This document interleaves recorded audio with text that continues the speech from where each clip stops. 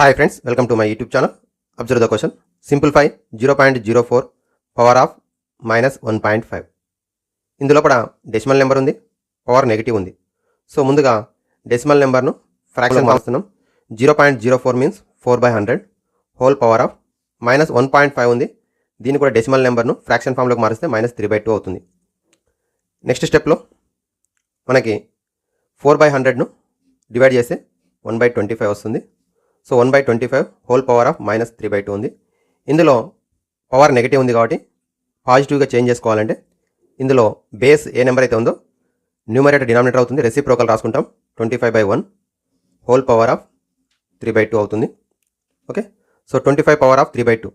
ఇక్కడ పవర్లో చూసినట్టయితే 3/2 ఉంది, డినామినేటర్ 2 ఉంది కాబట్టి డినామినేటర్ 2 ఉన్నట్టయితే అది మనకి స్క్వేర్ రూట్ అవుతుంది. సో 25 పవర్ ఆఫ్ 3 అవుతుంది. సో 25 యొక్క square root 5, 5 power of 3, 5 power of 3 అంటే 125 ఆన్సర్.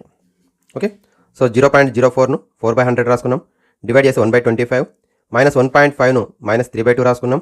సో పవర్ అనేది నెగిటివ్ ఉంది కాబట్టి పాజిటివ్గా కన్వర్ట్ చేయడం కోసం రెసిప్రోకల్ రాసుకుంటున్నాం. బేస్కు 25/1 హోల్ పవర్ ఆఫ్ 3/2 వచ్చింది. పవర్లో రేషనల్ నెంబర్ 3/2 ఉన్నప్పుడు 2 అనేది మనకి పవర్ డినామినేటర్ 2 ఉన్నట్టయితే స్క్వేర్ రూట్ అవుతుంది. Square root of 25 whole power of 3, 25 యొక్క square root 5, 5 power of 3 = 125. Okay, thank you. Like, share and subscribe my YouTube channel.